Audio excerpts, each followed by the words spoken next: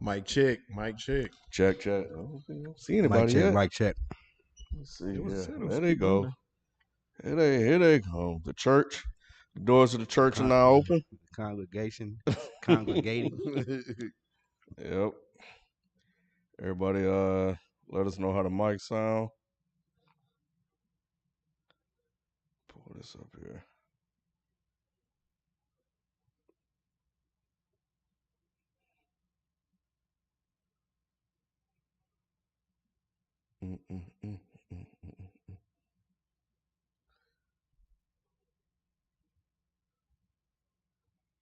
Appreciate you, Terrell Jackson.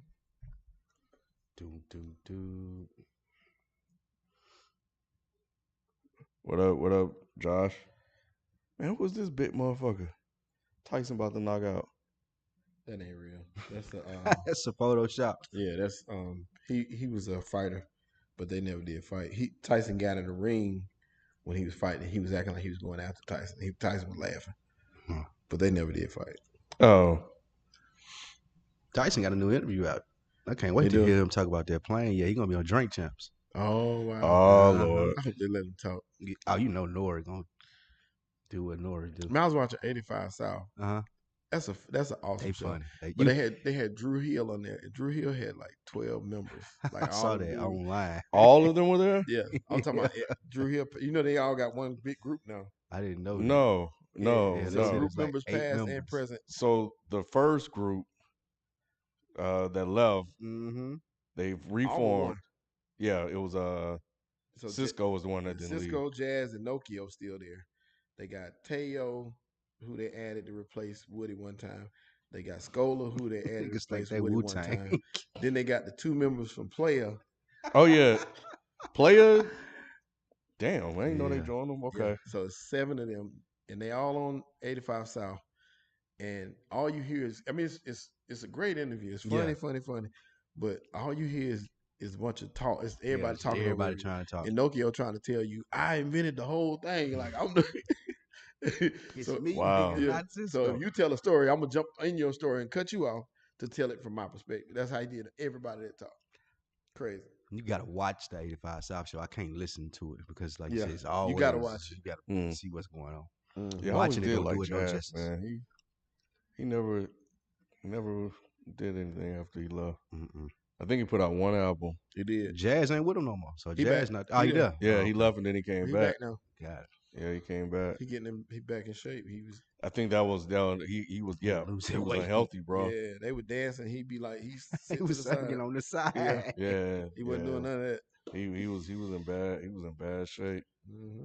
But you know, Menavision.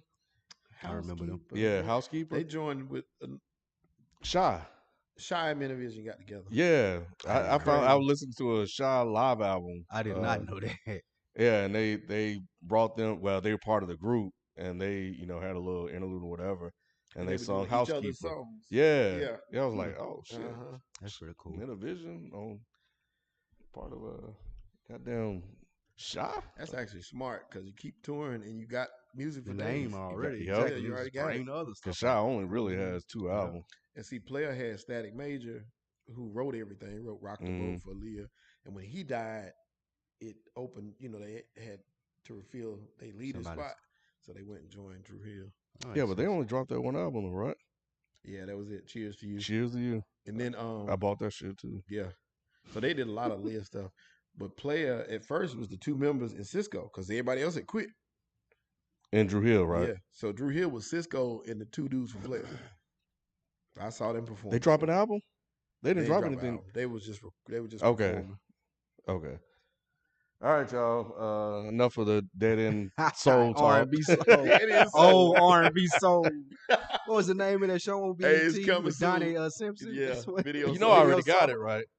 You know I already got it. Dead End Soul? I got Dead End Soul, Dead End Classic Soul. I can't wait. I can't wait. Nice. Me and B we were doing something with it years ago. And we stopped. So might be time to bring it back. Revitalize it. Yeah. All right. So let's go ahead and get started. This is the place where sports opinions collide. Dead End Sports. I'm not gonna say it. I caught myself. I caught myself. It was coming. It was right there. I am your host, Kenneth B. Ince. Joining the show, we have Shelton J. What's the word? What's happening? And Spike Lee. Spike Lee. Y'all asked for it. It was a chat. I just saw something in the chat. I'm always happy to be here. Remember it or not, I'm here. Yeah. Yep. I'm here. I'm happy. I'm ready to go. Yeah. Q coming through as well, so be on the lookout for him. But yeah, man, we are 2 games in to the NBA playoffs, and it's been a lot. A lot of things to talk about. We've done like reactions, and let us know, guys, if you guys kind of like those reactions that we do after the game.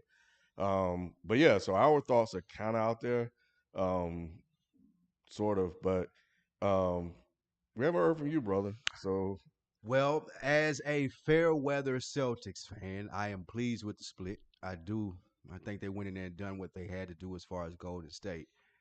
I am not as big a believer, though, in Jason Tatum. I don't know if putting it on his shoulders and having to come through and winning the finals, I still can't tell if he's there because I'll watch the game and he'll disappear. Like literally disappear, but they'll put it on the screen as he got 25 points. It's the quietest 25 points that you see in history. But again, Udoka, I love him as a coach. I think that he is giving them what they need as far as a backbone. Because I don't think Tatum, as the first, talent-wise, he got it. But as being the guy, I still don't think that he's there. And they pulling that from Udoka, and I'm not sure if that can beat the Warriors. But through 2 games, I'm glad that they got the split. I think that Jaylen Brown came to do what he had to do. Horford gave what he needed to. All of them overperformed in game 1. But I do think that going back to Boston, if Tatum can find the Kobe energy that he's trying to summon up with the text messages and the bandages, if he can some way kind of get the T-shirts, and if he can get the real Mamba energy from somewhere and be like a real deal closer, I think they can win a championship. I guess we could start with game 1.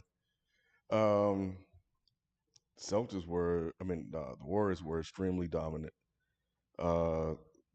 Celtics won the 4th quarter.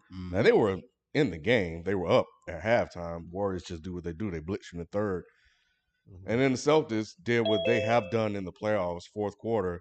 I don't know what happens, but this team just started making shots. They started getting turnovers. They locked down on defense. We've seen that they did it against the Bucks. Yep.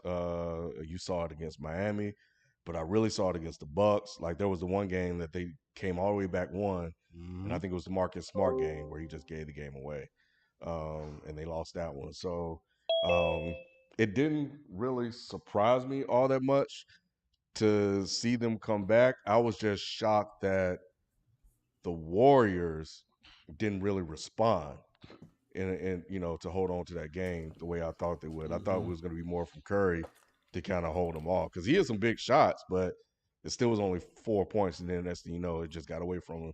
And at some point, man, if Horford just throwing shit up, and he wasn't just throwing shit, he was really shooting it. But everybody's shot was going in. It's just nothing you can do. Yeah. But I thought that should have gave the Celtics a lot of confidence, but the Warriors got to walk away with a lot of confidence as well, because it was like we controlled that game. That's what I felt too. Like, after that game 1, it was more like, all right, we took y'all best shot, and that really, y'all barely skimmed by the skin of your teeth. So I felt like they left, even though they lost home court advantage, it still felt like that, as Ken was saying, the Warriors walked out of that game like, oh, okay, if that was it, if that what y'all got, then we got this, maybe in 5. That's why I feel like they walked away. Yeah, it did. It felt like I knew it would for me, for the Warriors. They do it all the time. Like, they have times where it seems like they relax. Like, they just kind of be like, whatever. Right.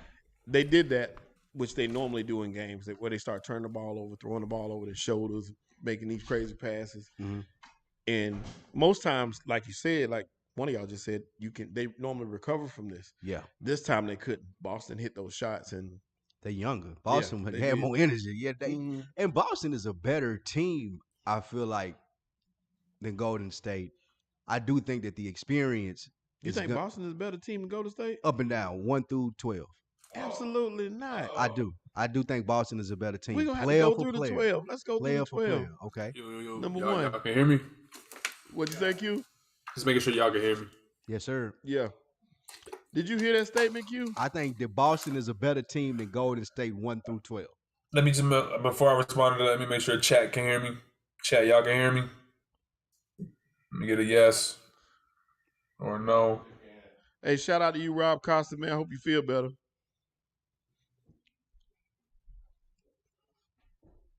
Take care of yourself, man. Shit, I got a cold right now. Shit.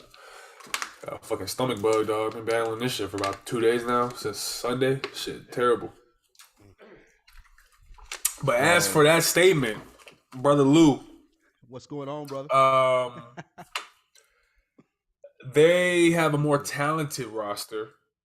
I wouldn't say up and down. I would say that their 5 is a better 5.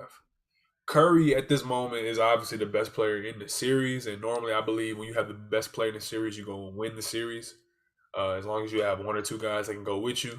So that's why I have the Golden State Warriors winning this shit in 6. But I will agree with you that they have a more talented roster. I don't think that makes them a better team, though. You know what I mean? I think that Jaylen Brown is more talented right now than Clay is, being hobbled, still off the injury and shit. I think Hal Horford gives you more than Draymond does on both sides of the floor at this point in time.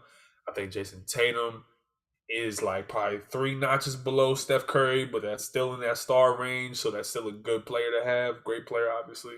Marcus Smart, Defense Player of the Year, on par, you know what I mean, with basically probably better than anything that Golden State has in that 5 besides Steph. So I would obviously say that Celtics have a more talented, more balanced roster. But that being said, the Warriors, they have, to me, the overall better team because they have guys that can go nuclear at any moment. You got Curry, you got Jordan Poole, you got Klay Thompson. And as long as you have those 3, I think that you should be all right. I agree. And you didn't even mention the fact that Wiggins is an all-star, which yeah, he corrected it. Hey, Q corrected how, me. You right, know how I Q. feel about Wiggins. They do have a. I agree with him. He corrected what I was trying to say. Like more talented as far as a better team, though. Golden State may be better. I was gonna say by far now as far because Boston goes only as far as those guys carry him. Boston can go 7 deep comfortably. Get to 8. Yeah, with Golden State, you can play 10 and win. That you can get to 8. Not Williams, but Grant Williams. Yeah, Grant Williams, Pritchard, and who else? That's 8. Yeah, White. That's 7. Oh, White 8. White, okay. Yeah, White. But I was taking Pritchard out of that because Pritchard ain't really. He has his moments though. Yeah. In these finals, he won't though. These finals, he'll have a game. You think so? He's had games in other series that surprised me. That's facts. I just don't think. I don't think so. I don't think White can match up with anybody on that. I mean, even Dylan White. Or Derek White? Derek White. I don't even know his White. name. Which one of them is he better than on Golden State's 8? Once you get past the 5, then who's the next one? Jordan Poole. Poole is next. Then who else Golden State? Yeah, who you got after there we that? go. You got Poole, Wiggins. No, I'm talking about the starting bench. 5. Oh, the bench? Oh, no. See. All this, Gary Payton. Everything for Golden State. See, this is the reason why You're right there with what? It's so weird. Is because Golden State's entire team is built off of the movement. You know what I mean? It's built off player movement. It's built off of gravity from Steph. So it's like they don't have to have a bunch of isolation guys. Like I feel like Smart, that's not Smart. I feel like Tatum and Brown, those are the 2 isolation dudes for Boston. They can get you 40 or 50 on any given night as long as they got it going. Al Horford, he can get you 25 and 10 on any given night. But Steph's 25, as long as he has 3 or 4 threes, just those 3 or 4 threes alone creates the gravity enough for Jordan Poole to do dribble handoffs with Looney or pick and roll at the top of the key with him and Draymond, or it leaves guys like Clay wide open on the out, or it leaves Gary Payton II it gives him in transition opportunities because the defense is not getting set. It's a whole bunch of intricacies for why I think Golden State is the more sophisticated team as opposed to Boston being the more talented five. You know what I mean? It's actually a very weird mix, but I think that IQ, player movement, and just the overall dominance of Steph Curry is just going to outshine those guys. No, I don't think it's that. Even if Tatum gets you a 40 ball in this series twice, I don't think it's enough to win the series because just it's like fights make styles. You know what I mean? Boston can hit you with haymakers all day, and they might get you 2 big punches. But Golden State is that steady jab. And after a while, that shit gonna hit the body, and you gonna fall. It's just simple. And I feel like that's how Golden State walked away from game 1. Exactly what he said. They walked away thinking the same thing. Yeah, that was a filling out round. Yep. Okay, like, let me see what you got. Okay, the jab hurt it. It's all right. It knocked me back. Yeah, I mean the adjustment they made outside of Draymond just doing what he does, antagonizing people, was they were just way more physical. Mm-hmm. And even now, I just saw an article. The Celtics were complaining about the refs and wanted more consistency. And to a certain degree, I agree with them. Like, I think they let a lot of contact go free, which kind of, and it surprised me that Boston was unprepared for that because Milwaukee was extremely rough on them boys. Yeah. You know, and they managed to get through that. So, and it's not like they were calling fouls and shit. They were just letting contact go. Yeah. And it was on both sides to me up until a certain point. Mm-hmm. I agree with that. And I think there's an interest for the NBA. They don't want the Warriors going down 0-2. So you got to come into this game knowing that it's going to be called that way. And I say that to say, like, I didn't like all the coverage that was given towards, Draymond Green just got away with anything this game. You can't call it like that because then you have a disadvantage towards the Celtics because you letting Draymond Green just do anything. But even before it get, kind of, but I think even before it get to that point, going into game 2, if you Udoka, you say, hey, this is going to be a physical game. This is the golden team of the NBA.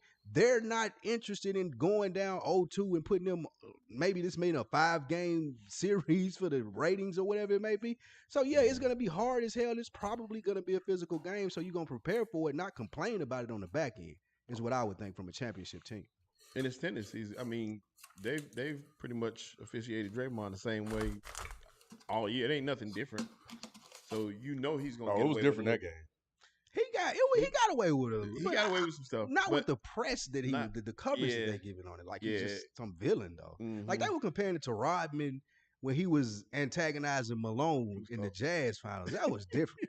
Like Rodman went full like WWF. Right, Draymond was doing some wild shit. He was tearing Marcus Smart up. Yeah, he was doing some wild shit. And if I'm the Celtics, like that does frustrate me because you are allowing him to get away with this, and you wouldn't permit me to do the same thing. So I get it. I'm with you. I thought Udoka would have definitely had them mentally prepared for that, or call one of those patented cuss you out timeouts. Yeah. He got teed up. He tried a little bit. He got a little technical. Yeah, but so I think, and he said he did it on purpose, which I believe he did. But I think Udoka was like, "Yo, this is some bullshit." Right. Like, what are y'all doing? So yeah, but that wasn't why they lost that game because they were in that game. And to your point, what you said earlier, watching that first half, I'm like, damn, Boston looked like the better team. Mm-hmm. Because even as much as they struggled, they still were right there. They just could have avoided that blitz and kept it close. Who knows what could have happened? But I think mentally it just got out of the game. But when I was watching, I was like, damn, shit, they getting a lot of the shots they want. Tatum was hot, not impactful, but Jaylen Brown went cold. Yeah, and if he could have kept it up, that's what hurt. And they were missing, and it was the turnovers. They were doing these dumbass turnovers. What the fuck was Marcus Smart doing? Like I've watched this team in the playoffs, and I'm like, Marcus Smart, I don't recall you guys ever running that set or Jason Tatum ever making that cut to the basket like that. And you trying to get the ball in there like that? Like, what are you doing? So yeah, he was horrible. I feel like he's trying to outplay Curry personally. I feel like he's trying to do that. I don't think that was what the feeling I got from watching him is that we got game one. We can take these boys. You know, we can turn it on whenever we want to. He got confident. Yeah, he was overconfident. He was smiling. You turn the ball over, he's smiling and shit. Come on, man. Like, and in the first half, in the first quarter, the Warriors looked like their confidence was shook. Iggy had to talk to him. Yeah. He was like, man, what are y'all doing? And, that's what the announcers reported. Their confidence was down, head down and shit like that. So the Celtics were right there. They just couldn't put them away. Yeah. I like I said, I felt like Golden State, and I said it in my 365, Golden State was going to win by 20. Either way, that's how I saw it going. The third quarter has been impactful in every game. Both games so far for Golden State. They always come out and do what they need to do to amp that team up. That's why they run away with it. Fourth quarter, you can kind of make your run if you're Boston and you play it correctly. Udoka makes the changes he needs to make. But for the most part, Steph comes out like he come out third quarter like, okay, I'm ready now. Every third quarter, Steph comes out and he had them guys ready. I did think it was interesting as how they let Clay just shoot. Like, just shoot, man. Shoot the ball. We're going to get the Clay. You touch it, you shoot it. And Q said something in the chat that I thought was 100% right on. Clay going to be hot. I think this next game we're going to see, we might see a 30-burger from him this next game. Not yet. Too early. He closed out Clay, remember? Too early. Game 6 is his game. Clay, yep. Game Clay 6 is Clay game. Yep, it's game time. So not yet. But that to your point. Unfortunately, though, Clay has gotten to a point in his career where he only got one of those a series. He used to could give you when he was in his prime before this injury. He could give you at least 3 games like that. Yeah. But now it's like, I'll give you 1, bro. That's all I got. So the best thing for Golden State, I think, out of all of this was Jordan Poole got his confidence back. Yeah, he did. He was on his shit. Yeah, he was feeling it. And he looked like he felt good. And that looked like Jordan Poole in Memphis series. It did. And that right there could be scary going down the stretch. Scary where? For Boston. Shit, that ain't gonna happen. You don't think he gonna them Negroes are not worried about Jordan Poole, bro. I bet they are. No, that's home cooking. He at home.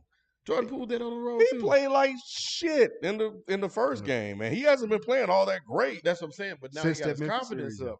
He'll play fine. He played fine on the road. He's had a couple of good games, and then he'll go back to being Jordan Poole, bro. I don't know. I need to see it. And on the road, he got to try to do that in Boston. Yeah, he'll do it in Boston. Nope. Boston, they're gonna call him all kind of niggers and shit. Right. Boston don't play well in Boston. I know 5-4 or something like that. Yeah, they like 8-3 on the road. Boston play better on the road. Yeah, that's why they had to get that 1. Yeah, they'll split at home too, 1-1. So we leave Boston 2-2. I don't know about that. You think it's gonna be 3-1? I think so. No, sir. They're not going. I think it'll be winning 2 in Boston. And absolutely not. Next one 3-2. This series is going 7. Then it'll be 4-2. This series is going 7-6, 6. and then I think Golden State will take Game 7. I think Boston's good enough to win, but Golden State's championship experience is going to go 7. Q. Is he on the phone? I think so. Let me read these super chats. Josh Bros, what's up, man? Appreciate y'all for the super chat love. Keep them coming. We use that to keep the channel moving. Keep us coming with fresh content and more for y'all. Josh Bros said, random take, but low key, that Kevin Wiles dude is the best white dude on those sports shows. Who? Kevin Wiles. Kevin Wiles. I don't know. What show is he on, Josh Bros? I've heard the name. I just don't know what show he's on. Let me look him up. Hey, KJ, he was so proud of when Jordan Poole hit that half court shot. But yeah, Jordan Poole, man, he's been playing like shit. Let's say Fox Sports, Kevin Wiles Jr. But you know who that is? I ain't familiar. I'm looking at the images. I don't know who that is. But Clay, man, he need to get rid of the headband. That's what it is to me. I'm not letting it go. I keep telling y'all he need to get rid of the headband. And Clay just ain't the same. I'm giving him a pass because I know he's just coming back from injury. He's still a shooter, 3-point shooter. He's deadly. He get hot. It's a wrap. But he's still If I'm Boston, right? I'm not scared of Clay just yet. No. Now I'm still guarding, but I'm not scared of Clay. I'm not scared of Clay until the Warriors are up 3-2 or down 3-2. Then I'm like, oh shit, Clay coming. Agreed. So but nah. Unless it's 3-1, then Clay might come out and go bonkers. But nah, I'm not worried about Clay right now. Really, the only guy that got to really slow down is Steph. Agreed. Because again, your point, I feel like the Celtics are looking at Clay like, if you come out and you give us this 30-ball game 2, we ain't got to worry about you game 3. Like, you only gonna have one, like you said. And ain't no containing Steph. I think that's why they gonna win. And I think the more he gets going, like Draymond said, that's the oil for the whole machine. And by game 5, 6, and 7, they ain't gonna have an answer for him. He's the only person I would be worried about on that team. Yes. Another person they need to be worried about is Robert Williams. Frail, man. That right there, to me, is bigger than people are making out to be. His injury? Yeah, because his defense and rebounding is huge for that team. It was better in game 1 than it was in game 2. Right. And he was hurt. He was hurt. Yeah, he's been hobbling. He's been limping around on that leg. They're saying he probably won't make it. Marcus Smart, stupid ass, rolled on his ankle. Did doing too much. I mean, his leg. He did, and that was the hurt leg. That was already hurt. He was already. Williams was injury prone coming out of college. Do y'all remember? I don't know. He seemed like he hurt all the time. Yeah, he has been hurt a little bit. But yeah, he was off a lot of shots and shit like that. He was. I mean, he had the Warriors scared to drive in the paint. Right. Yeah, yep. Absolutely. Right. And he was switching good, and he was playing good basketball for them. Yeah. And he's an integral part of what they want to do. Yes. So it frees up Al Horford. And that size matters on a team like that. Him being hurt, that's another body out of the lineup. Theis plays well, I think is his name. He plays. I'm saying he plays decent. well enough. He can hit a 3 or something, but you can't replace. What I'm saying is you can't replace Williams. No, I got you. Yeah. But Theis, if he not on, then he's going to be an extreme liability out there. Mm-hmm. Kind of the same thing with Grant Williams. Yeah. He's had a really bad 2 games. He has. And if Robert Williams is out and Grant ain't doing shit, it might get ugly. Yeah, but I think they've won without him, and they managed to play without him. I think they'll be able to kind of hide and figure out ways to overcome it. If other people step up. Yeah, it's just and other people have so far in the playoffs for the Celtics. I think for them it's just another weapon that they don't have or something else that they can't throw. Yeah. So I think it just it hurts them in that way more than anything. Kev Timothy, he said, is Jordan Poole just a better Jordan Clarkson? And do y'all think he has another level to his all-around game? If he wants that max contract, he better add another level to it. Like, the consistency is going to be key. Yeah. Like, I don't think that, to Ken's point, he ain't consistent enough right now for me to give him, I guess, the third top money on the team is what he would be receiving after he received his deal. I wouldn't do that right now. I would need to see that back to back. Like, he ain't done enough now. The potential's there. I just don't think that he's consistent enough. I think it's the playoffs. I think just playoff jitters. He gets a little amped up. First time in the finals. We haven't really seen the Jordan Poole we've seen throughout the regular season. Consistently the way he was, and I think the playoffs has a lot to do with that. Because shit, it's got to a point where Jordan Poole would shoot a shot, and I'd be surprised to go in. when he would shoot a shot, I was like, oh, it's going in. So it's kind of miss, it went to the opposite, because I think he was forcing a lot of shots, but I think old boy might be spot on. Like he's a better playmaker, but is it Jordan Poole the playmaker, or is it Jordan Poole in that system? That's true. I don't know, but he can get any shot he wants. He can get to the rim. Yeah, he gets to the basket. Yeah, he's lights out, but he's had some Jordan Clarkson vibes in this damn playoff. Yeah, he just got to cut down on the mistakes and the turnovers, because he'll lose that ball like it ain't nothing. He'll make a spectacular play, but then he'll come down and do something crazy. But once again, all of them do that. Steph does the same thing. Yeah. So it's really a continuation of what we see from Steph at this point right now for this series, because Steph will get hot. The only difference is Steph has a lot more smarts with his. So Steph can create and make something happen when he's not on. You can't really tell he's not on because he scored 18 points the other way, You know, he's going to the basket and getting buckets. Yeah, one of the things I noticed about Jordan Poole is that if his shot's not falling, he out of the game. Like his head's they not know in the it. game. He ain't making plays. But He's if, not doing anything. but if he making shots, you're gonna get everything Yes, from him. Yeah. He's shooting from half court and making it. Then, Yep, and he's gonna play defense because he want to get the ball back. Yep. So he can shoot again. Yes. I was proud of Gary Payton. He came in and played like he never left. He had a Big three in the first quarter, and then he got a couple of free throws. The only thing he did, Sheldon, was play good defense. That's what I'm talking about. Yeah, and just be active. He was active on the court when he was out there. But he ain't no but another body. But his defense is what I was looking at. I thought his defense, because he guarded Tatum. Yep, and it gave them something else to throw at Tatum, right? And they hadn't seen him in the series, so I think they'll be prepared for him next time. But he was physical, and he'll hit those corner threes. He'll hit those 3-pointers, so they can't leave him. But outside of that, he wasn't really doing much of anything. True. Just being on the court, which helped. Abel K asked Ken, will frames per second do a review of The Boys season 3? Yes, I'm going to say yes. Drink More Water. Drink More Water said, who are some of y'all's favorite players growing up, and who are some players you wanted to fail, lose?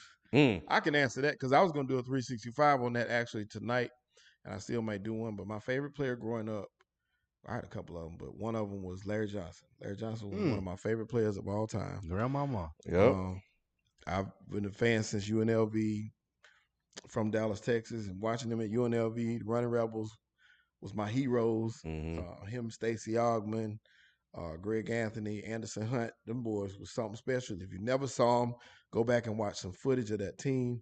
They blew Duke out by 30, 103-73. I don't remember nothing, but I remember these numbers. So that's how you know it was important. That's what college basketball was like. They blew Duke out, and he was just special. And then the next year, Duke came back. They were undefeated, and Duke beat them, which I hated. I remember players you wanted to hate. I hated Christian Laettner, and I hated Bobby Hurley. Anybody from Duke, I hated. I remember that.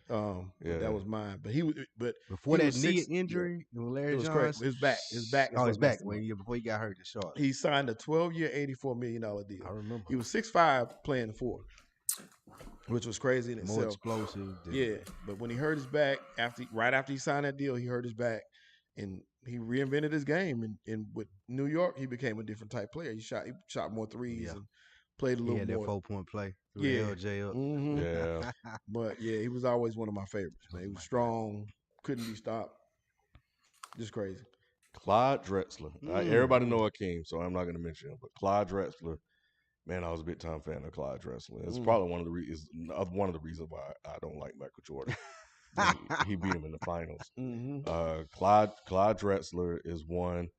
A player that I hated. Carl. I was going to say that. Please don't take mine. And then you did. We can share him, bro. That's going to be unanimous up here, I'm sure. Bro, I could have put him up there too. Oh my fucking God, I hated Karl Malone so bad. Why is that? Why was that a thing amongst black men that we hate Karl Malone so much? I hate Karl Malone. We just hated Utah. I didn't like Utah anyway, especially when they put out my Rockets. For me, growing up, it was easily Charles Barkley. I thought Charles Barkley was I didn't dislike Jordan, but I would always argue with my friends that Barkley was just as good. Wow. Especially when he was in Phoenix that year and won the MVP. He was right there with him, Yeah, bro. he was like the second best player, I would say, there, but it was easily Charles Barkley. I had the purple, white, black Phoenix jerseys, 34. Like I love Charles Barkley. That was my guy coming up. And that was a great team too with Kevin Johnson. That Phoenix team. That was probably my favorite NBA team. That Phoenix team with Dan Marley, Danny Ainge, Barkley, KJ when he dunked on. Was it your boy? He dunked on the key. You saw him lower his head. He dunked on the key. He sure did. I don't remember that. Yes, sir. I love that team, man. That was my favorite team. Barkley was my favorite player.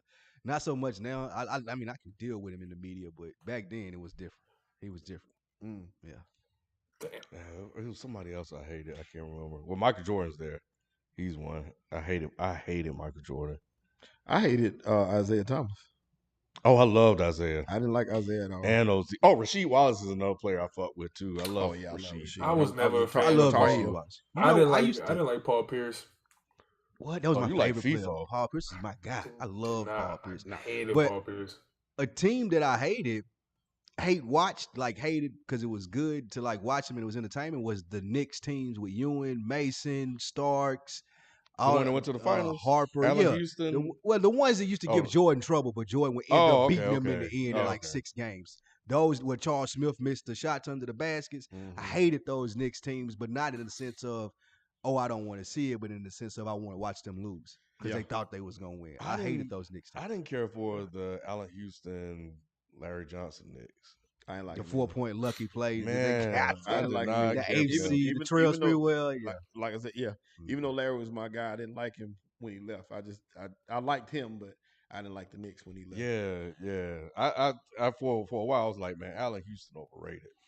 You know, but man, he could shoot that thing though. But I know I was hating though. That was me hating. Yeah, that was me hating, bro. Yeah, T-Mac said they asked on one of those podcasts.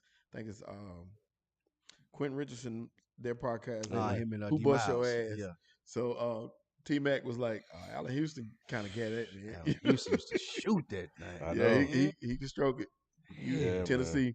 I remember Tennessee. Man, I loved Derek Coleman. That was another one of my favorites. Coleman, yeah. I love Derek Coleman. He was smooth as silk. He's supposed to have been better than that. Yeah. He was smooth as silk with the Nets, man. That left hand. I like left-handed players because I'm left-handed, but Derek Coleman, Larry Johnson, Anthony Mason, all those are my guys, all power forwards. I liked undersized forwards. So with Barkley, I would go back to college too, and it would play with Marcus Camby and UMass Lou Rowe. Y'all remember Lou Rowe? Yeah, Lou Rowe was number 15. God, that was that guy.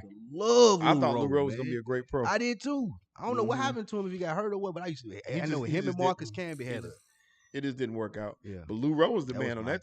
He was better than Marcus Camby. Yeah. Exactly. He was the dude. He was that guy. You know who? When you said who was the other one I was thinking of? Undersized forwards. Yeah. Darvin Ham was a good one. Darvin Ham was good. Clarence Witherspoon, I used to like him. Clarence, yeah. All of those guys, like little fat wide guys that played forward. I used to love those. Darvin Ham broke the backboard on somebody. I can't remember who it was. I just That's remember when he played at Texas Tech, right? Yep.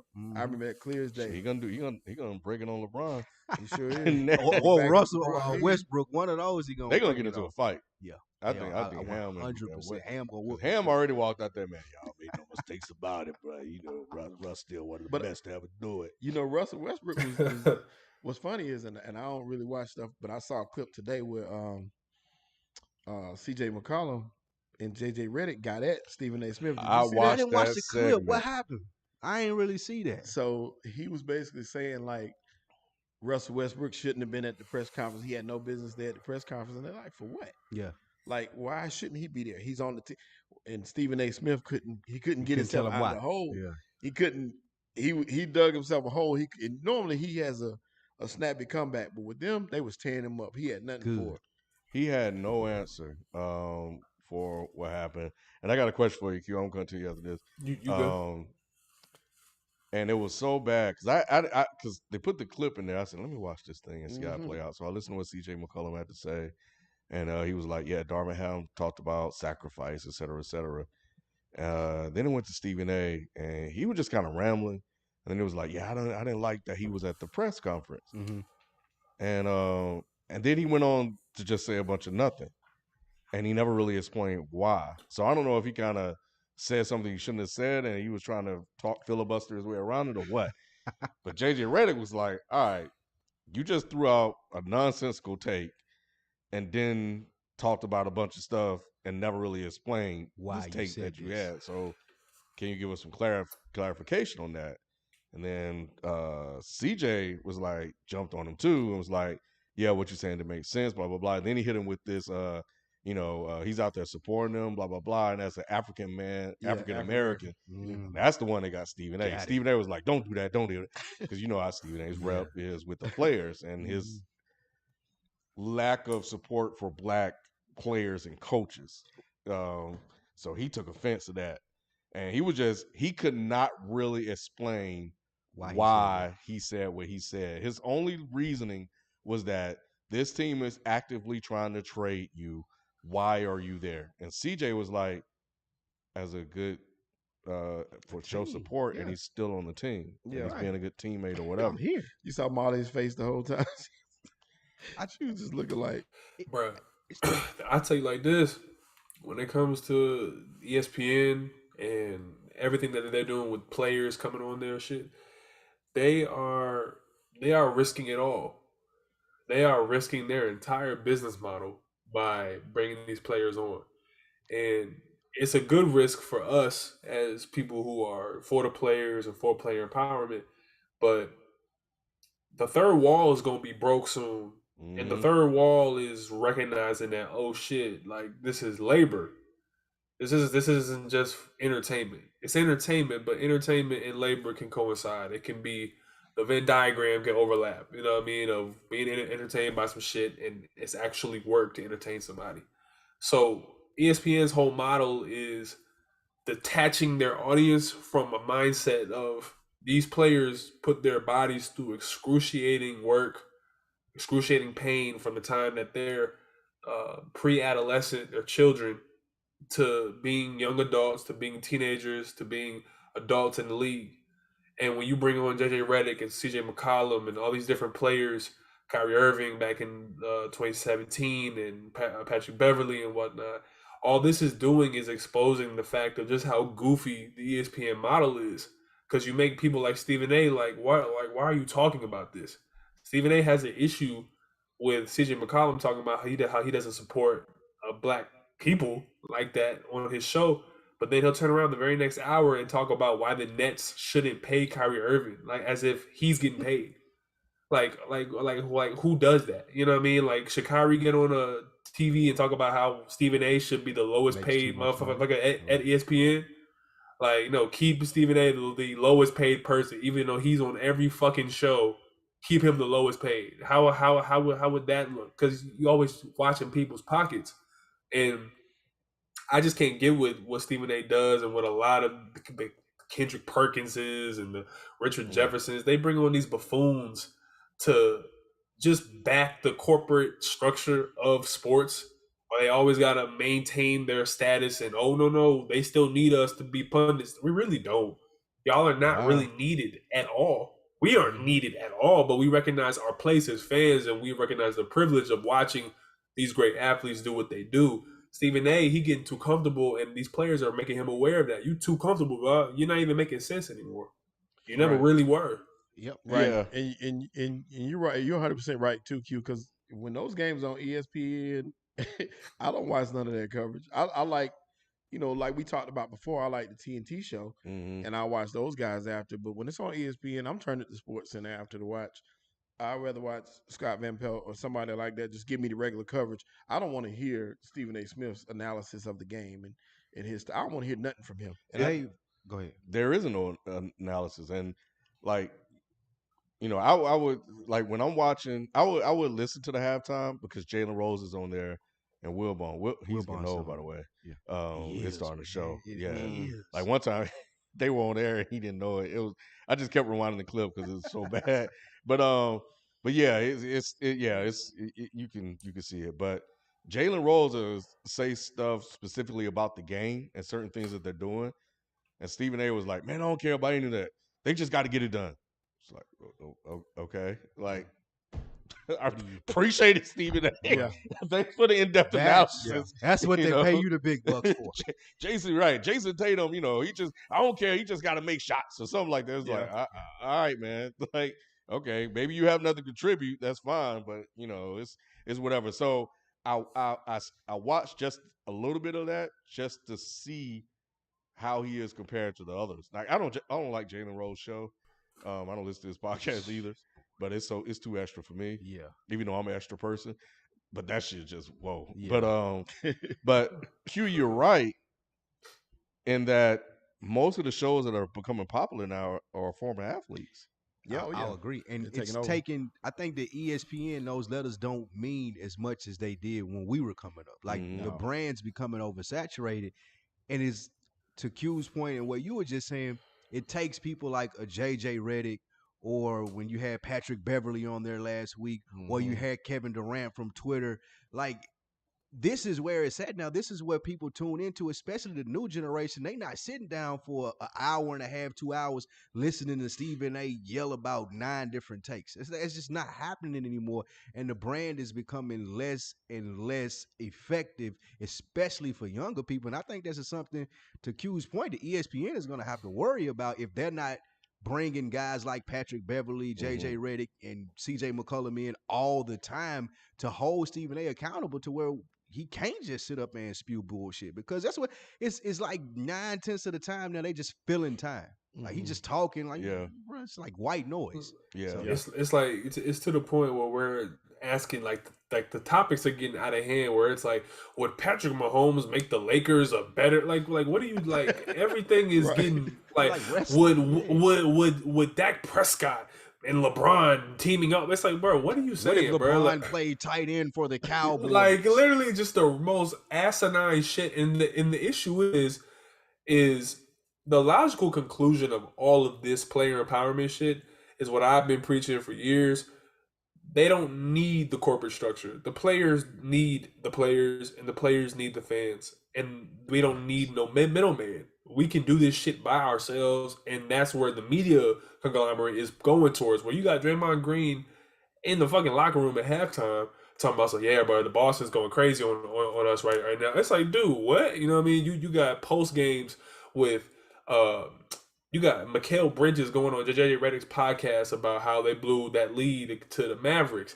Bro, if you were in the 90s, there was not, you were early 2000s, even the mid 2000s, there was not the option of LeBron hopping on a camera and having it blasted to millions of people talking about how they lost to the Orlando Magic and Dwight Howard, such a great player, and blah, blah, blah. So when you hear guys like Stephen A. back in those days talk about how, LeBron was probably thinking about if he was going to leave Cleveland in the middle of a game when he was dribbling the ball up the court, people would give credence to that type of bullshit because it's like, oh, that makes sense. But when you actually have the horse's mouth sitting across from you, like one of the guys who did it, JJ Redick, Patrick Beverly, Kyrie Irving, and they're like, no, KD has his own podcast. They're all saying, that's not what we think about. We're thinking about the game. Hey, I promise you, when I leave the arena, I don't take this shit with me. Y'all want us to be beholden to these archaic Jordan, I die for this sport. I tell you like this, I'm not dying for the sport anymore because they're giving out money to Duncan Robinson to be a podcaster. Like they gave Duncan Robinson $90 million to be a podcaster, and you want me to die on this NBA is the greatest shit in the world for me? Obviously, I love the game, and obviously these players think I love the game. I'm appreciative of what it's done for my family. But I don't have that 92-minute mentality of, I'm dying on the court. I got to have that dog in me. Some people just love the game that much. Most of us, they look at this shit like a business. And they told us to look at this shit like a business for years when we wanted to put politics into the game. So now that you told us that, politics don't belong in the game, don't be mad when I treat it like it's a business. So I'm going to monetize off my image. So guys like Stephen A. and the Skip Baylesses and the Shannon Sharps, when they're called out by Kevin Durant, they don't really have an answer beyond, we're going to keep doing this because you are basically a reality show. Like, really, they should call Undisputed Tom, Bron, and Jerry. It's just like, really, that's what it should be called, because the topics are not about the integrity of the game. They're just about two people who are personalities and how they view the game from a comedic entertainment perspective. It's not about in depth. Even guys like Bill Simmons and whatnot, they're just complete homers for the Celtics, and they all play favoritism. I want to hear the real perspective from the people who have been in the locker room, the people who've been in the war, the actual soldiers who go to war. I don't want to hear from people who watch the wars happen and think that they have so much better insight than the actual soldiers. That shit don't make sense to me, and it's crumbling right before their eyes. And I agree 100%. What happens when the sponsors and the players start to realize, like Q said in the beginning, that we'll need the middleman.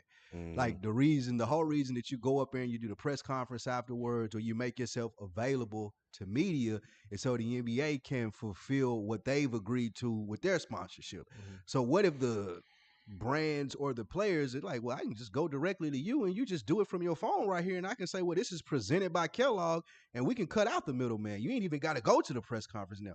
What happens when the players and the brands, to Q's point, start to realize, like, we really don't need y'all.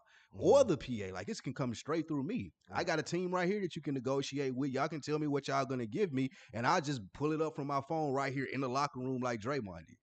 Yeah, yeah, and I think the thing with JJ Redick and CJ McCollum is, you know, is he gone? Okay, I don't know what happened. JJ has been doing a podcast for a minute now. Yeah, he's on the radio. CJ McCollum has been working on his thing and broadcasting as well. He wants to do this afterwards. Draymond don't really be saying anything any different than anybody else. Nope. He doesn't really. He gives you insight into the games about this, that, and the other. But you know, he sounds just like kind of sometimes just like us when I be listening to him. But he's a player, right? Yeah, and he's giving me. It's a different feeling that I'm getting from him than other people. And it ain't a lot of rah-rah. It's not a lot of WWE white noise. It's not a lot of what Stephen A was called out for today. Is like, bro, what are you talking about? You're not even making a point. You're just talking. Yeah. So it's not a lot of that with Draymond. It's like, okay, here's what went down.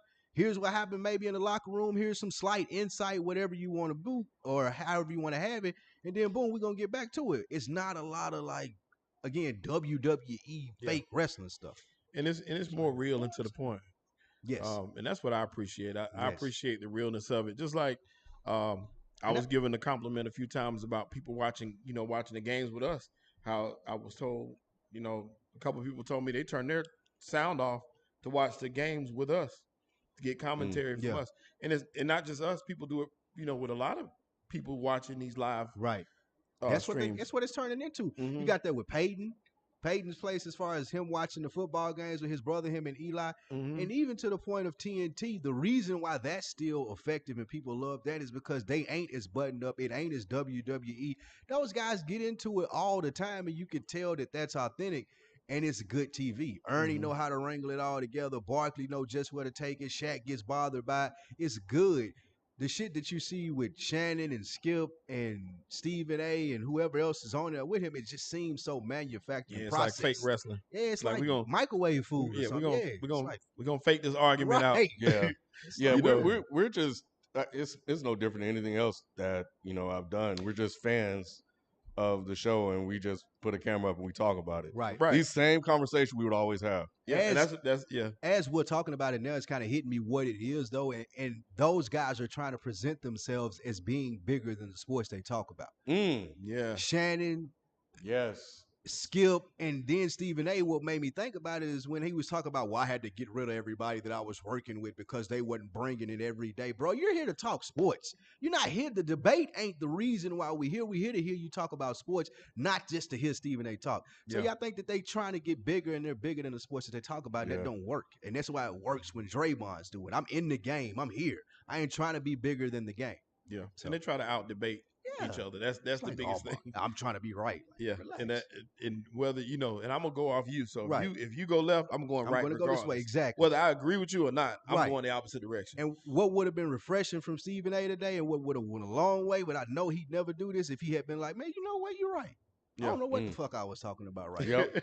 Man, that would have went so far because I was like, damn, I ain't never think I would hear Stephen A. say that. Yeah. So.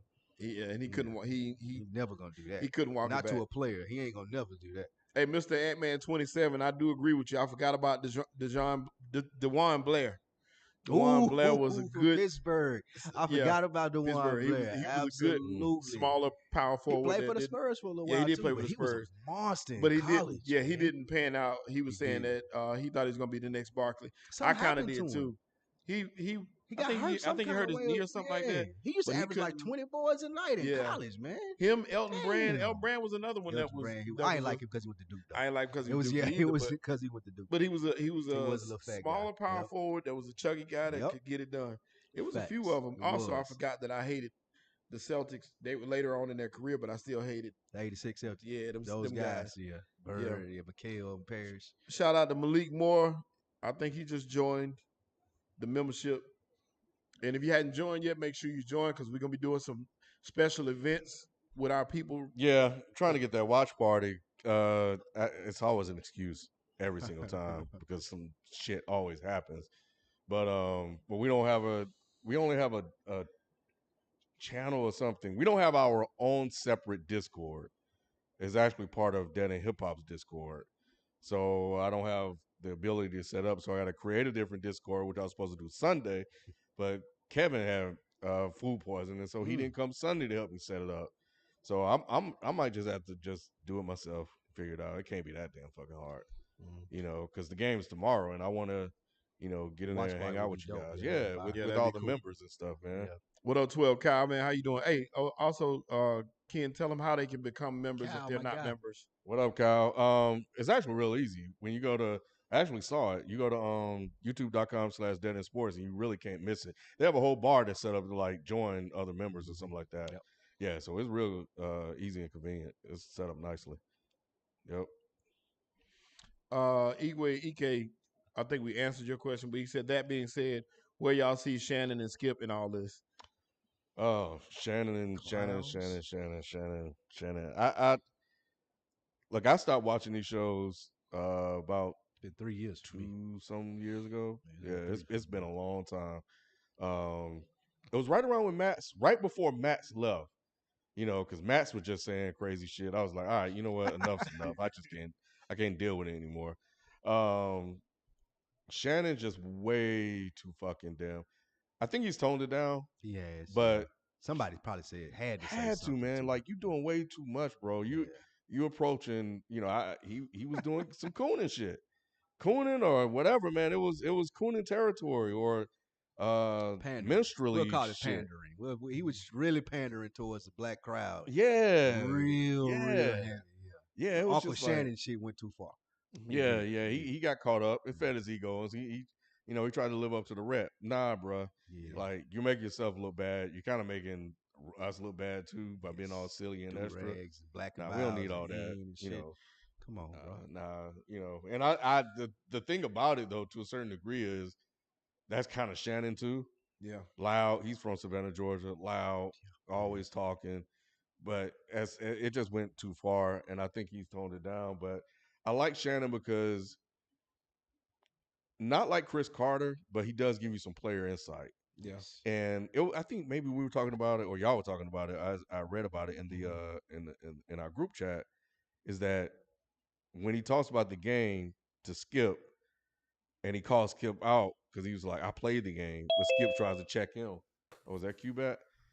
Tries to check him. Because what Shannon called him, I said, "Wait, you never played the game. I played the game, and how are you trying to tell me?" Yeah, something like that. So I did like that, but they're bad. They cover the same thing over and over again. I think he's like, he teeters the line for me too, because there's times when he's Shannon. Yeah. There's times when he's kind of like the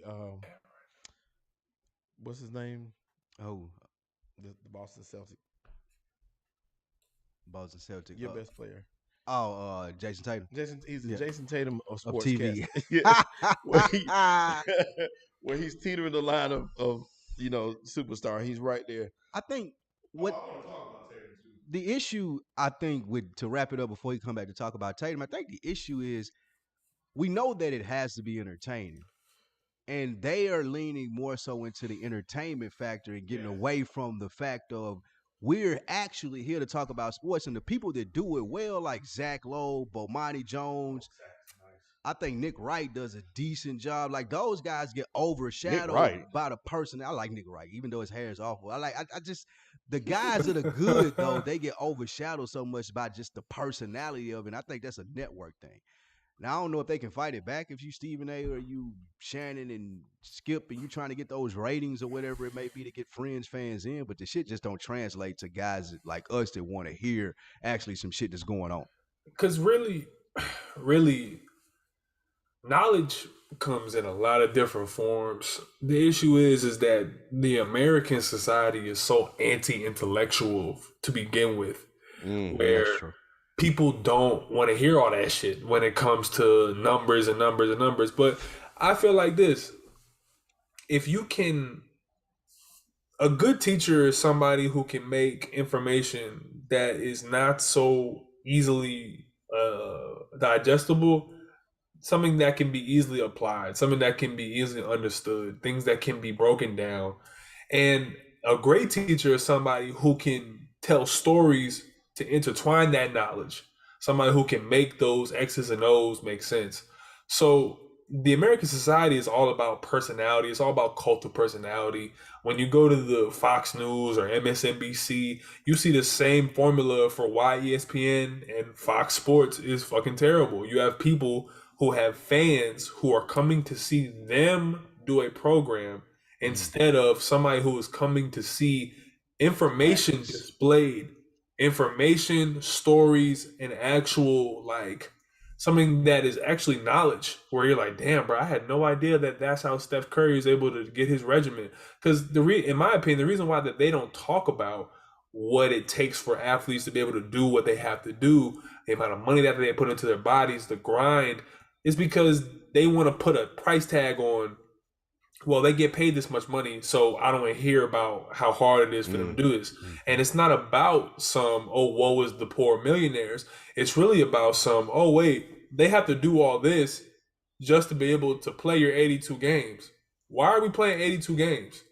And then it begins to unravel that fourth wall where you're like, damn, this is not just entertainment. The same way in which, like, on MSNBC or Fox and whatnot, it's not just bombs dropping on some random country. It's like people are actually dying, but you can't say that people are actually being murdered and people are actually being killed and bombings and shit, because you just got to put a number to it. You got 19 kids who get killed. You just give them the 19 instead of talking about the stories of each parent, because then it actually makes the case for whatever conclusion whatever network wants to make. You know what I mean? The same way in which on ESPN or Fox, it's the same thing. It's all cult of personality. If it's not Skip Bayless, it's Tucker Carlson. If it's not Shannon Sharpe, then it's going to be Al Sharpton. If it's not going to be Stephen A. Smith, then it's whoever the fuck it is. You know what I mean? And this is the issue where we have to learn to decouple our almost adherence to these people as like the port authority on shit that all of us can contribute to in terms of knowledge. But the player should have first priority. I want to hear those stories. Who was the first player to bust your ass in the league? That's knowledge. I want to know why Kobe is so held up in players' minds. I want to know why LeBron's teammates think he's so great. Why, like, how does he think about the game? So that way, when I'm watching the game, I can put myself in that mind frame of, oh shit, that's why LeBron passed that, because so-and-so, Iman Shumpert said this on this interview. And you're getting more and more and more. But the more that players begin to rise up, y'all, I feel like we're seeing the crazier takes from the non-players, because they have to overcompensate for the lack of actual knowledge on the game. All they see are box scores. All they see are, does he have the dog in him? Does he really want it? That's all they have to say. It's those three things. Did they win the game? Rings. Michael Jordan is the GOAT. Who's the GOAT? And who has the dog in him? Who really wants it? And beyond those 5 topics, these guys are completely lost. So when other guys come in and give a real perspective, they have to overcompensate with Kendrick Perkins saying Joel Embiid and James Harden are the new Shaq and Kobe. You have to overcompensate with Stephen A. Smith saying that LeBron James is nowhere near Michael Jordan as the greatest player. And it's like, bro, like, y'all are so disrespectful to these people who put in so much work. And the fourth wall, I'll say again, it's crumbling, man. It's tumbling down. Yeah, that's one of you guys put it in the chat. Anthony Edwards, I think. Yeah, talking about how he thought he was working hard. Yeah, to Steve Kerr told him like, yeah, bro, you want to be Steph Curry, bro. You ain't nowhere near that. And that's one of the reasons I like Anthony Edwards, because he said, man, I got on the phone with my trainer that night, and I was like, hey, bro, what's going on? I'm paying you good. I thought you was working me out. And you don't know these guys, you have no idea of how hard the guys that's playing at an elite level actually fucking work out. Mm-hmm. It's kind of insane. Speaking of elite though, Tatum, bro. I want to believe in Tatum. I think with Tatum, he has all the ability and skills in the world. I see it. Jaylen Brown is a lot smoother to me. I think his athleticism and agility just, it's just different. And if he could have went out there and continued what he was doing in that first quarter and won that game and just lit him up, like, Jaylen could overtake Tatum. There's something about his mindset, the way he looks at it. Yeah. The game is just it seems different. It almost feels like when Tatum, like, you texting Kobe, you doing this, you doing that, like, it's almost like he wanted so badly that it's kind of getting in the way.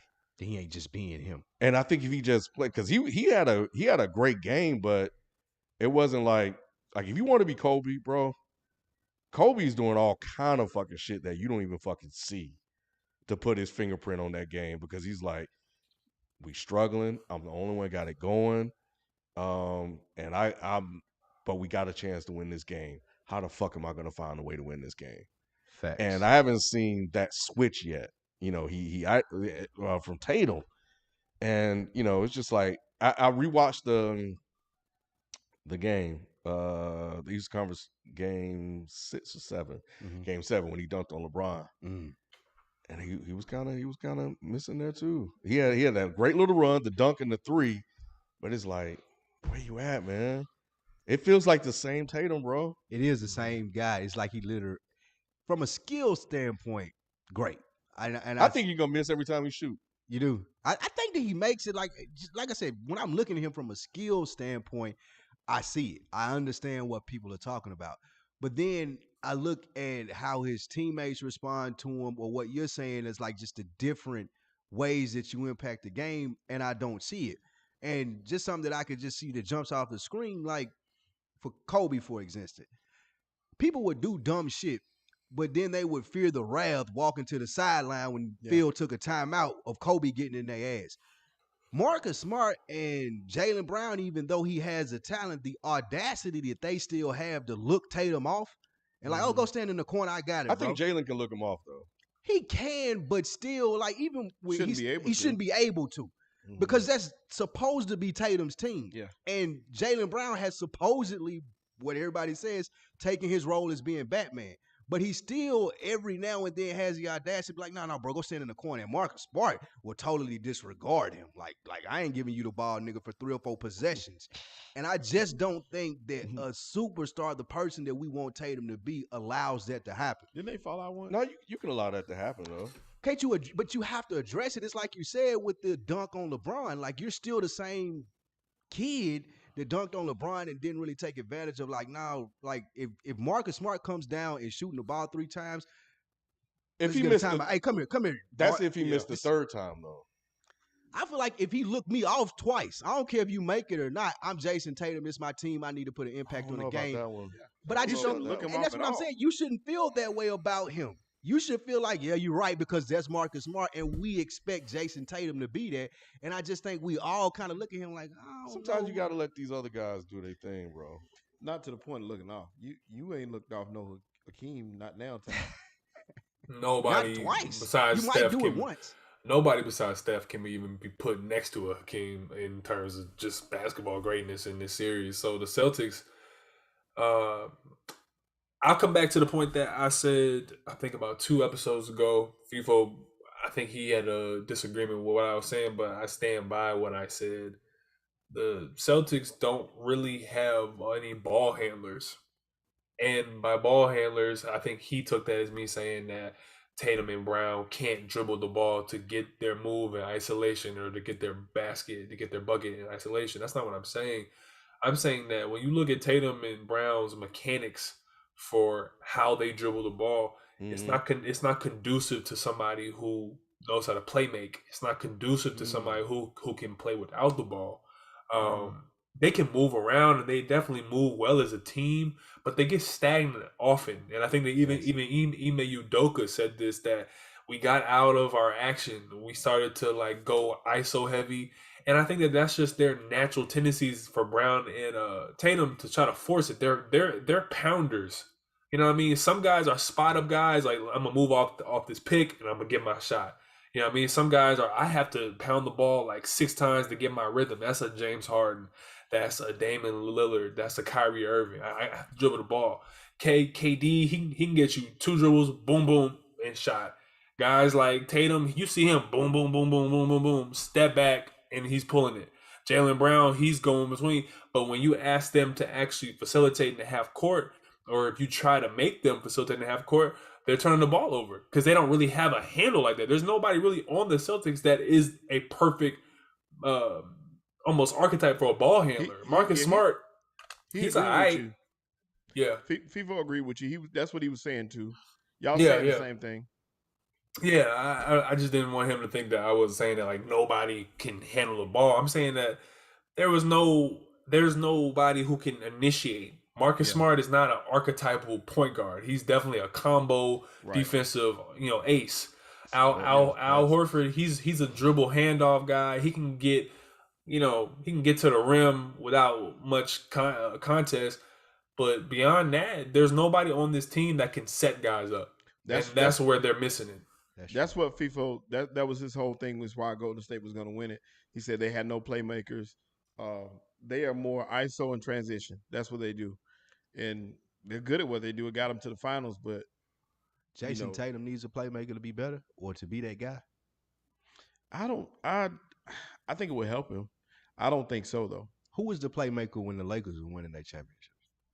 Against the second time with Gasol and Kobe. It was triangle. It was Derek Fisher, Lamar Odom, and what's his name? Oh, Lamar Odom. Okay. Yeah, that makes sense. Yeah, right. Those are the two like initiators. They don't even got that. The Celtics don't even got someone that could see the floor like Lamar Odom. Right. Kobe's IQ was crazy. Yeah, and when you got somebody like that, he's a playmaker in himself. He played all those roles. Yeah. So he was just scoring. And like you said, they went in the triangle. So yeah, like the triangle is, you know what I mean. At the top, you got the point, or in the paint, you have the big, and then you have either the forward or the guard attached at all times, no matter where you move around the court. So when you have Kobe Bryant as the guard, or Lamar Odom as the guard, and Fisher, or even if it was damn near Sasha Vujacic back then in the regular season, and you have Bynum and Gasol as the bigs, you can kind of do whatever you want because you can create either a shot, you can create a handoff, you can create a pick and roll, whatever you want to do. The Celtics, I think they're very dribble handoff oriented when they have player movement. A lot of DHOs. But once that breaks down and once Golden State starts to blitz and make that guy dribble the ball, you see Jaylen Brown, he has to make an errant pass. You see Jason Tatum forces something up. And they don't really have much options unless they can stop Golden State from getting their defense set in transition. So their next step for Tatum, I'm not really sure what he needs. Skip Bayless said this earlier today. As much as I just ragged on him, I do agree with this. I want to love Jason Tatum. I want to love him as a player. I really want to like what he does. But he's the most befuddling guy because I gave him credit when I said no, he's definitely him. But it's like throughout these playoffs, I'm like, bro, I see him and then he's no longer that. And I'm like, and we talk about another player on Miami who does the same thing, but he's not a superstar. And it's funny because Jason Tatum does the same thing, and it's like, oh well, he's a blossoming. I need to see just the consistency. I need to see that even in that night where he might have 21 and 5, that in that 21 and 5, he was able to get 4 more guys involved more than that they would be. I need to see those 2 blocks that turn the game. I need to see that steal that's like, okay, no, he's here, versus I can watch the game and forget that Jason Tatum's even out there sometimes. Bruh. Even the spurt where you would see it and he just takes over for a couple possessions, defensively and offensively. Like that's what you expect from him. Yeah, but it never happens. Yeah, it's like when Jaylen Brown takes over, it's almost like you can feel it. Yeah, he gonna dunk on somebody or get a block or tap away steal. Speaking of block, like he had a big block in one of these. I can't remember which ones, but he had a chase down block. And it was like, oh shit, like that's what's up. But Tatum, not so much. He's just supremely talented. Jason Tatum is he might be finessed to a fault. You know what I mean? He might be finessed to a fault. Not saying that Jason Tatum has not improved, because he definitely has. He was already I think he was top 15 MVP contention early on for people betting and whatnot, and I think he lived up to that. Top 10, I'm sorry. But getting to the rim was the one thing that people wanted him to do this season, and he did that. So I'll give him credit for definitely being able to put his head down and be more physical going to the rack. But I need just a tad bit more physicality from him. I see the finesse. I see the finesse when he does the turnaround jumper. I see the finesse in the step back, but I feel like he relies on that too much as a crutch, damn near, because he knows he can shoot over people. KD, he's so different because KD's finesse is, I think the difference here is this, and this is just a matter of maturation. KD knows exactly where he's going for the spot on the floor. He knows where he's trying to do a move to get to. Not saying that Jason Tatum doesn't, but I'm saying that I think Jason Tatum, more often than not, gets flustered and begins to take what the defense gives him, versus KD, who can kind of dictate his will. Like, I know what you're going to give me, so I'm going to do this move to get to my spot in this area, versus Tatum, who kind of gets in that situation and says, oh, they're giving me this, and then let me just resort to this because I can make it. If that makes any sense. I feel like the difference is the dictating of where I'm going to be with what you think you're about to give me versus, oh, this is what they're giving me. Let me resort to this move and this counter. So if he's going to play me tough in the post, I'm going to turn around. KD's like, I know that when I do this, they're going to try to get physical with me. So here's what I'm going to do. I'm going to go right by him, blah, blah, blah, to the rack. Or you know what? He's going to try to swipe at the ball, so I'm going to shoot right now. And it's just like that. It's just like that difference of maturation. I think that Tatum just has to get these lumps. He has to get these losses. And he'll be on his way. But it's that IQ that you get from just taking those ass whoopings in the finals, man. It's going to happen for him. It's going to happen. Yeah, Birdman, like, I can't really explain what I'm saying when I'm talking about feel by comparison, because Tatum has had plenty of great games in the playoffs. I've watched the Celtics during the playoffs. I really admire this team a lot, and their turnaround. And, you know, you guys have called us out, you know, about our lack of coverage at times with how well they were playing. And I started to pay attention to them, and I like their resilience, their toughness, their will to win. They're not afraid of anybody. It's just like there are times where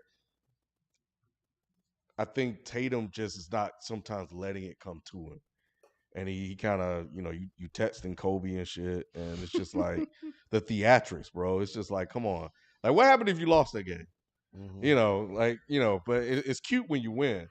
But so yeah, it's just, and the thing about it is that we hold Tatum to a different standard now, because Jaylen Brown has basically said, I'm gonna be Wade on this team with LeBron, and you're the guy. You got it. I'm here when you need me. And when Jaylen Brown shows up, like, oh shit, like that's how they won game one.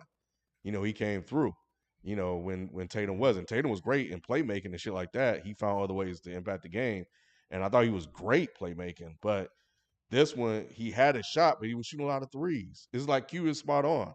When he goes to the rim to shoot a layup or stuff like that, he gets bumped here and there, and he's going to miss it, or some shit's going to happen. And, you know, he's looking for a call from the referee. Facts. But Tatum is supposed to be the guy.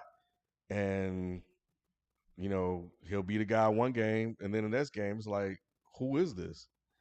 You know, and he bounced back as he always do, 28, but it was just like 6 of those were threes. Silent 28. Yeah, so so that's it. But you know, we still have 5 more games to go. I still think we haven't seen the best of Tatum. Like when Tatum is having one of those games, like you feel you do know. You were like, oh yeah, this none y'all can do. Yeah, none y'all can do to stop this man. I think we saw that in when they were down 3-2 against Milwaukee. Yeah. Tatum. Because you know what it is? It's like fluid players, guys that are so fluid, they move like water. They're so technically sound that when they miss, it's like, damn, he hitting front rim. Damn, he breaking back iron. He's not. It's not even like, or it's like air balls. You know what I mean? Yeah. Guys that don't really have a bag, guys that don't really have pull up mid range, or guys that don't have a 3-point shot. They just kind of look clunky in their move. They don't know how to get into, you know what I mean? But that's why when Klay Thompson is hot, it's like nothing but net. Or versus when he's not hot, it's like, damn, he all the way off.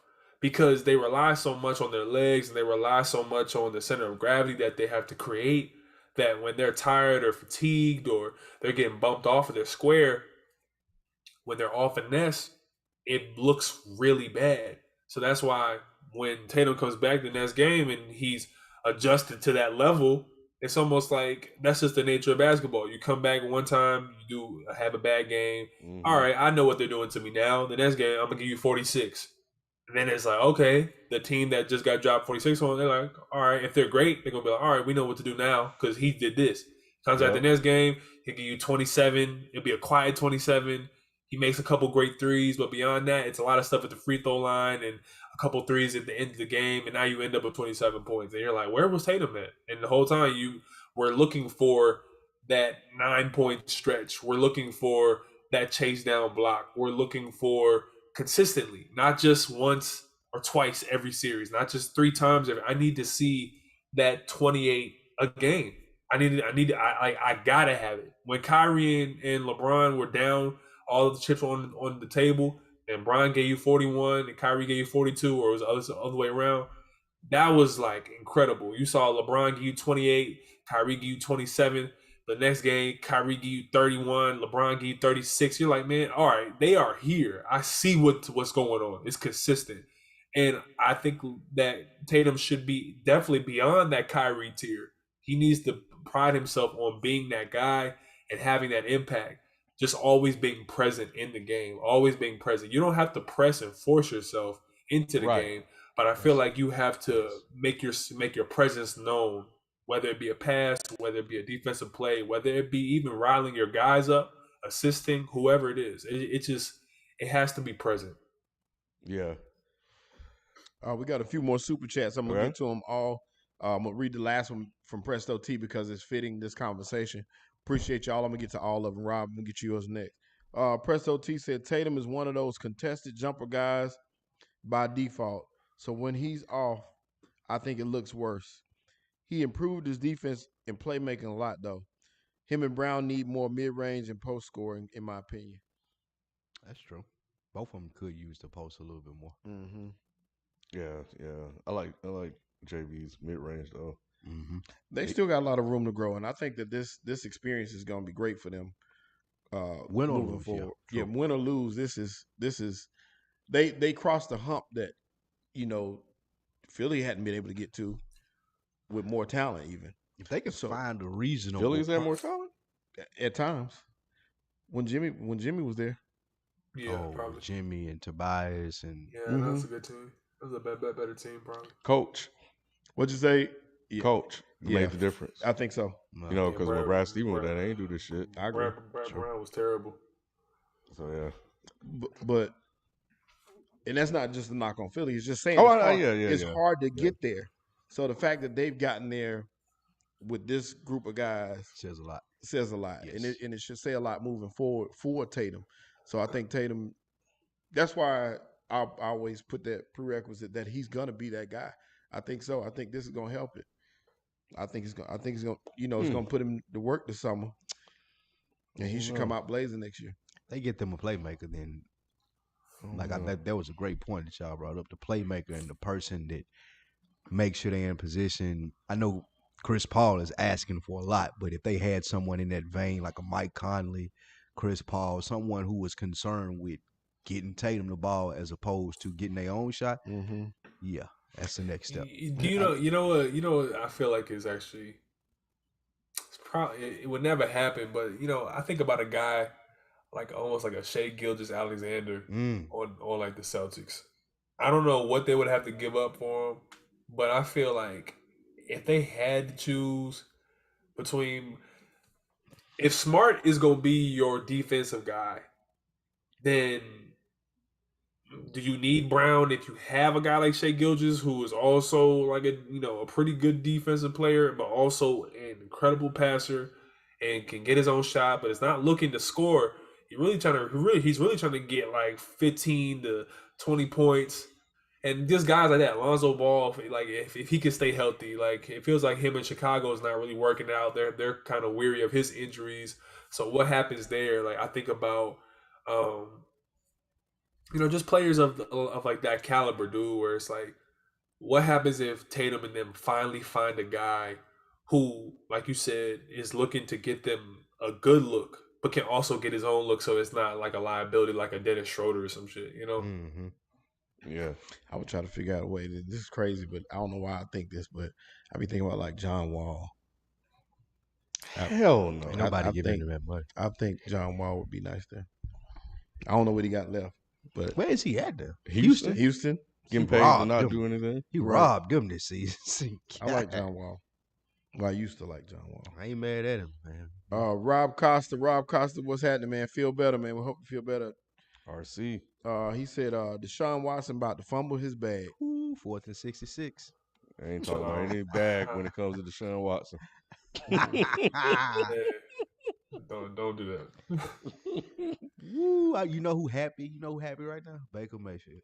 Baker Mayfield is elated. Right Actually, he should be, but I don't think he is. That's what I was saying this whole time. But this is what you asked for, like, and this is my problem with Baker though, because the type of attitude that he has, this is what you asked for. Give me a chance to prove myself. You're not hurt no more. Yeah. Go out there and prove yourself. Quit bitching about being traded or whatever it may be. Go out there. Okay, y'all can't get rid of me. Y'all need me until Watson get back. Y'all gave him the money. I'm finna go out here and ball and get my contract for the next team. It's cool. Like, why you gotta have an attitude about it? Bro, I said that in the beginning. Yeah. I said, you already know. Right. Like, you know regardless, what this is, we bro. knew at the beginning of this that Deshaun Watson is not going to play. At least I felt that way. I felt like he wasn't going to play this year.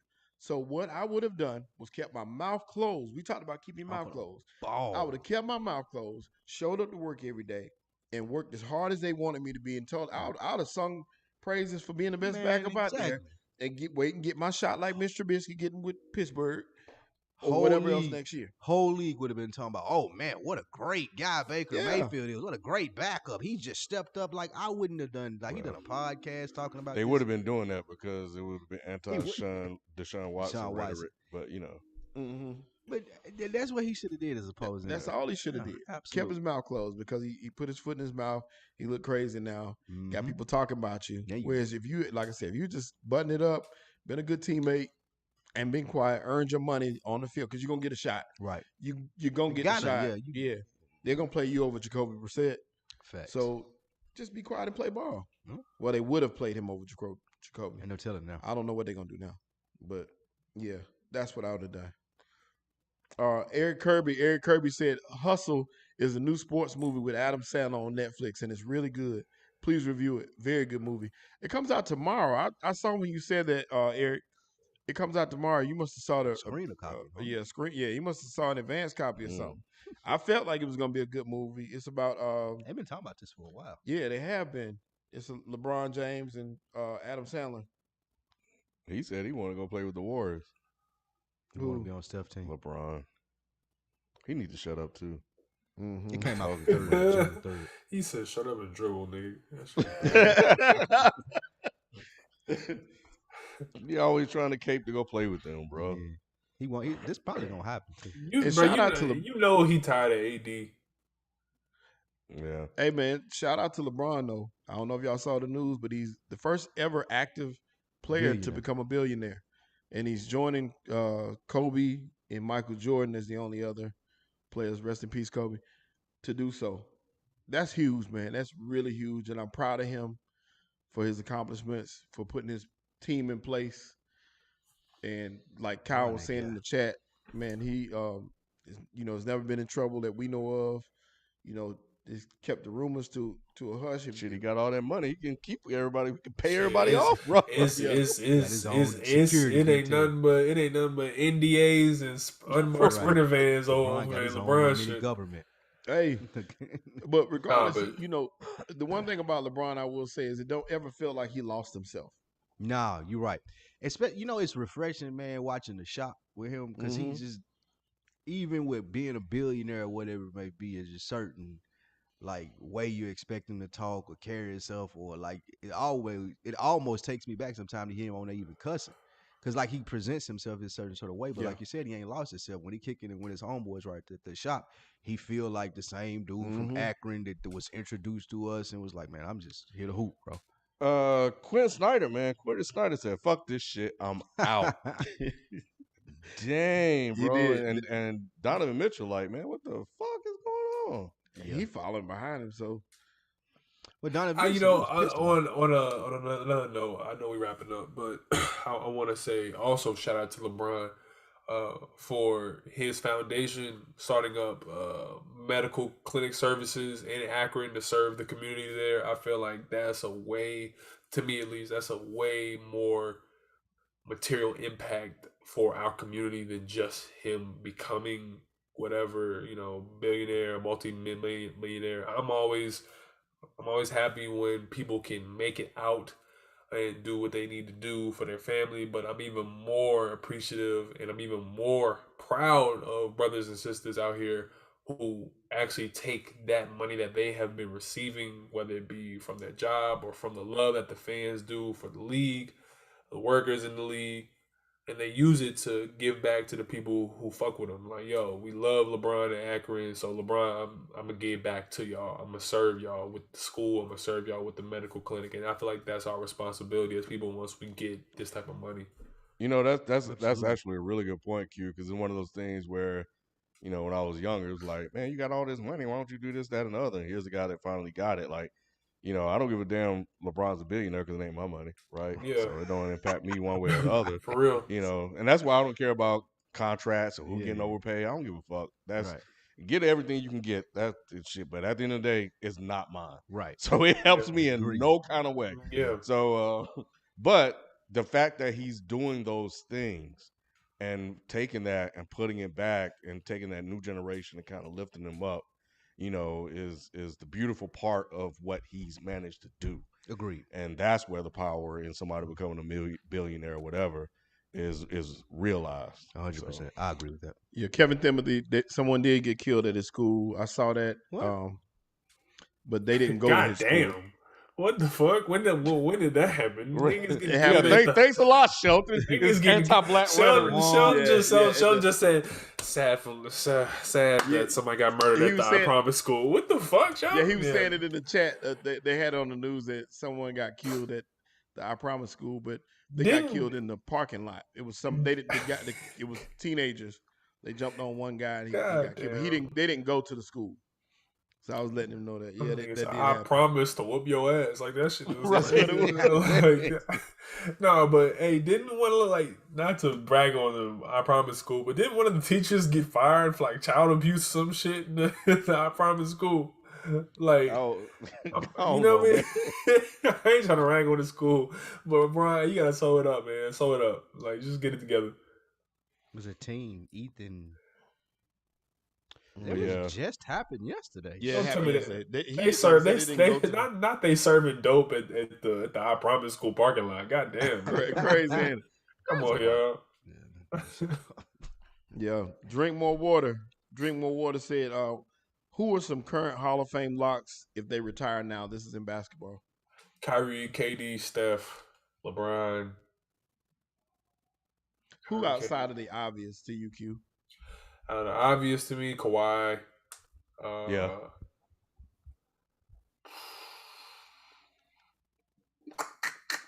Chris Paul. Yeah, CP's definitely. He's already. He's the point. He's the point guard. What about Rondo? Rondo gets in.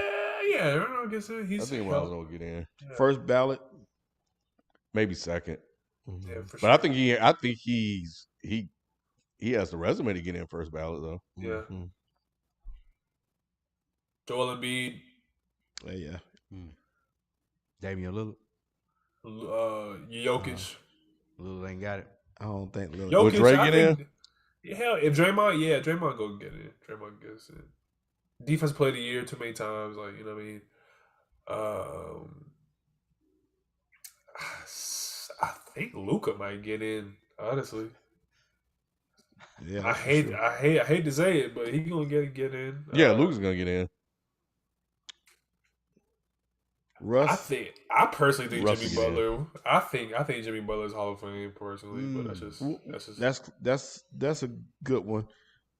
Jimmy Butler. That's gonna be close. Yeah, it'd be close. It should be. What about Paul George? You gotta put him in just off skill, man. Like if you're gonna put Yao Ming in that shit. Paul George get in, I give it to Jimmy Butler. Yeah, Paul George get in. Jimmy definitely should get in.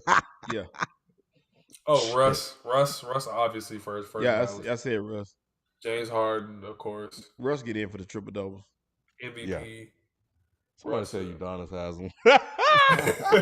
Hey, yo, longevity. why? He gonna get in for Can longevity. I ask, why the fuck was Udonis Haslam walking down the aisle to the locker room like he just played 40 minutes Man, after they he lost? acted like he was tired too. He was like limbering along too, like he just barely like, made it. Then Udonis Haslam win 2 titles in college with Florida. Was he on that Joakim Noah team? Yeah, he was. Those two. They were the two. Championship pedigree and 2006. Don't get it fucked up. You know who Udonis is. Mm-hmm. You know who UD is. And 2013. You know who it is, man. What? 305. Like he might get in with that. I had a thing that said like Udonis has no points. His playoff stats was no points. 5,046 claps. 2,300 curses. He told Jimmy Butler, "I'm gonna whoop your ass. Keep on playing with me. Play with me, then. Play with me, Jimmy. Play with me." He said he backed Jimmy down that time, didn't he? So Snyder's gone. They're looking to trade Gobert and Donovan Mitchell. Donovan Mitchell said he was surprised by Snyder leaving, which I don't understand. If him and Snyder were supposed to be so close, Snyder just hit everybody out of the blue like, "Oh, I'm dipping, man. I ain't listening to him." Donovan Mitchell got to chill out if he requests a trade. They go say he was at massage parlors and shit. Like, Utah better get rid of him now while they still fooled by people still fooled and think he good. They ought to be able to get top dollar for him right now until team slowly start to figure out that he ain't that dude. That's a fact. Yeah. Well, this will be interesting. So Dave Fizdale, Brad Stevens, and Terry Stotts are guys, but they're looking at Johnny Bryant. I think he's the Knicks assistant coach. You know, and I guess Donovan likes him. So this is going to be interesting to watch. Well, Danny Ainge is there, so Brad Stevens. Bro, if Brad Stevens come out of the office to coach the damn Jazz, I don't even know what to make of that. That'd be some. You mean Danny Ainge? Office that'd be some Danny Ainge. Like I said, it's Danny Ainge, so that's why. Because Brad Stevens is in the front office for Boston. He doing what Danny Ainge was doing for Boston, right? Boston and Danny Ainge in Utah. Shit. Oh, shit. Fuck around and have Zion Wade coaching that motherfucker. Oh yeah, this is gonna be interesting. Something to watch when we hit the off season. Yeah, they're saying in this one report that the reason why he re-upped is because of Snyder, and then Snyder bounced on him. Yeah, and apparently they said that Donovan Mitchell was like very like confused by he was like, "What the hell going on? Like, like what y'all doing?" I mean, but they definitely need a new voice if they, if they're not doing that. So, who y'all got winning game 3? Got the Warriors by 5. Warriors by 5. Q, you took the words out of my mouth. Warriors by 5, man. I think Clay gets 27 points. I don't think this is the Clay game yet. I think so, Ken. I think the Warriors win this game by maybe 10. And then Boston wins going away back to Golden State. But I take the Warriors. Going away? Next game. So we go back to Golden State 2-2. Tatum going to have like 30 though. And he's going to show up. It's the others that we got to worry about. Yeah. They're at home though. The key to the shit is as long as Andrew Wiggins and Jordan Poole can both get 15 points, the Warriors will win every single game. If Jordan Poole gets you 20 points and Steph gets you his 25, they gonna win every game. Yeah, because the gravity of those two is just crazy. Q, Oblivion Radio said, "How do you feel about Jimmy Butler taking that shot?" For every player, I'm very pro take the shot. I'm always pro take the shot. Like I'm never the person who's gonna be like, oh well, he should have passed it and blah blah blah blah blah.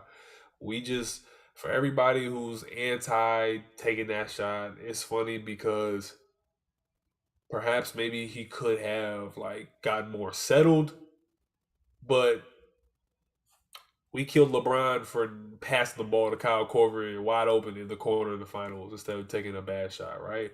But it's only a bad shot if you miss because you win. So it's like if Jimmy Butler makes that shot, then it's like he's forever Heat legend already. He's probably one of the better Heat players ever. But I'm definitely pro take the shot, man. You go for it at home. You got the crowd on your side. If you make it, you go to the finals. So it's like whatever. One of the best Heat players ever. Ooh. Okay, I'm gonna have to think about that one, Q. Jimmy.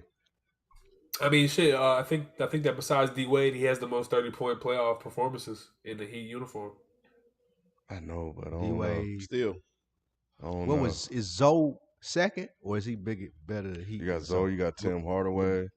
LeBron. I think it's Wade, LeBron. Then I think it's Jimmy after that. He'll probably I'm sorry, Bosh. I don't disagree. I'm just going through my head. It just sounds crazy when you say it. Right? It does. Like I say Wade, LeBron, Bosh, Jimmy, D-Wade. Zoe, Yeah. Shaq. You know what I mean? Like the people who put on. Shaq don't count. Ronnie Cycli was number 2. Yeah. I would say Zoe. Gary Payton. No, Zoe is 2. Yeah. I think Zoe 2. Zoe is 2. White chocolate. No, I'm joking. Antoine Walker, we're gonna give it.